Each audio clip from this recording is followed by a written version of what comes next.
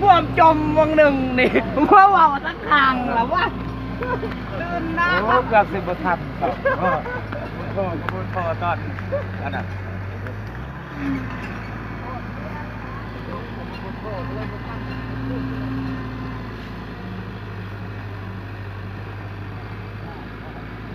ดึ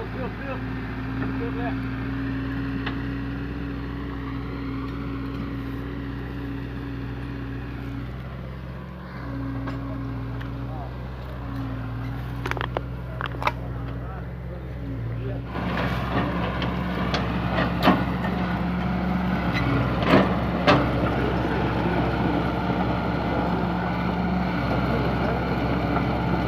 เบิ่งมันมาเบิ่งมันแกล้งเลย